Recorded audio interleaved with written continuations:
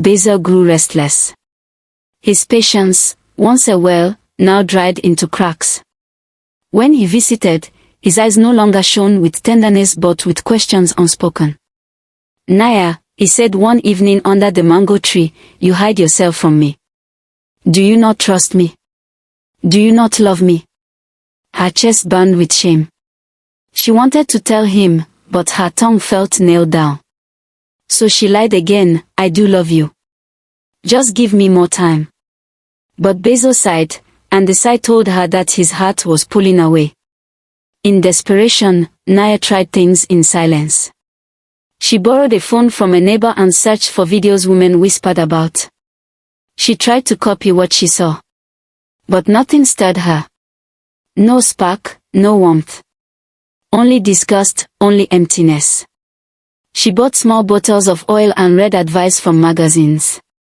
But it all ended the same. Her body remained cold, as if the blade of her childhood had carved away not just flesh, but flame. At night, she wept into her pillow.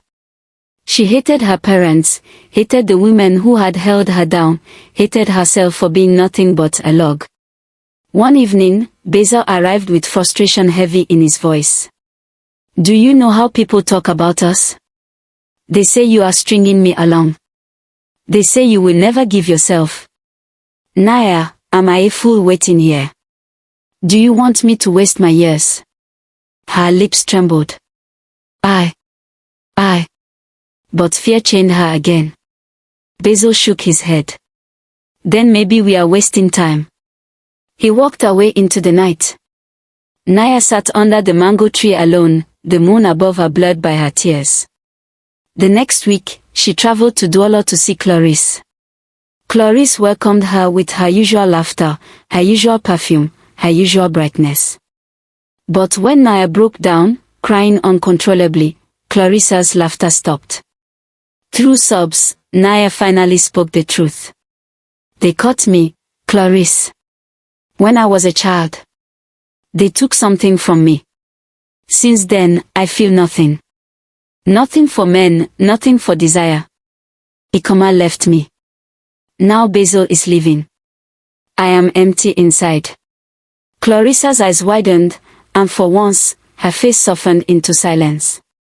She held Naya's hands and whispered, "Mosa, oh Mosa, why did you carry this alone?" Naya shook her head, tears flooding. "I was ashamed. How do you tell anyone that you are nothing but wood?" Clarisse hugged her tightly, rocking her like a child. "Listen to me. They cut your body, but they did not cut your soul. Desire is not only flesh, it is trust, it is love, it is courage. You must tell Basil. If he loves you, he will stand with you. If he leaves, then he was never meant to stay." For the first time in years, Naya felt a small spark, not of passion, but of hope. That night, Naya returned home and prayed. For once, her prayer was not angry.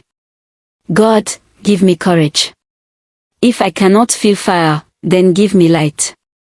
The next evening, she called Basil to sit with her under the mango tree. The air smelled of roasted corn, children played in the distance, and the moon hung low. Her voice shook, but she spoke.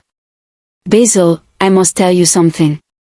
When I was a child, they cut me. They said it would make me strong. But since then, I have felt nothing for men.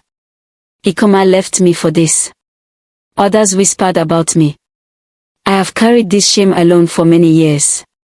I thought if I told you, you would leave too."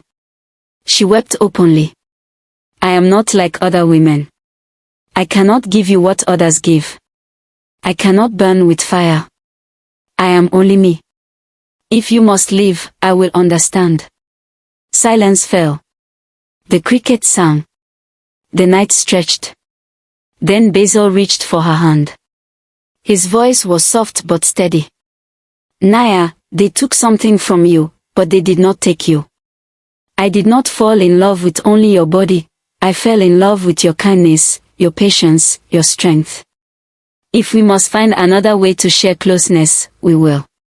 If all we ever share is laughter, children, and companionship, then I am ready. I want you, Naya. Only you. Naya's tears flowed, but for the first time, they were not tears of sorrow. Months later, they married in a quiet ceremony. The villagers whispered, some mocked, some doubted. But Basil and Naya stood hand in hand, steady like mountains. Their intimacy was different, not the fiery passion of Clarissa's tales, but a gentler closeness built on honesty and trust. They learned small ways to share affection, words, laughter, gentle touches that spoke louder than fire. In time, Naya bore children.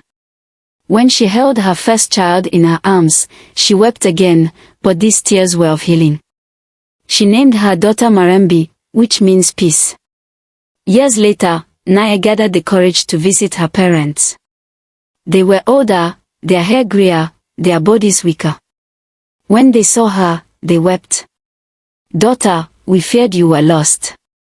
Naya looked at them with pain and love. You caught me. You took away my fire. But I have built a life even with the ashes. I have children. I have peace. I forgive you, not because it was right, but because I cannot carry hate forever. Her sisters embraced her. And for the first time in decades, Naya felt whole, not because she had desire, but because she had healed. Clarisse remained wild and fiery. She laughed, she loved, she lived with passion that sometimes burned too quickly. But when she visited Naya, she admired her calm. You, Clarisse said once, you walk with steady feet. Me, I run with fire.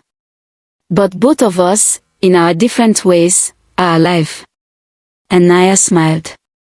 For she no longer envied her friend. The moral of the folktale.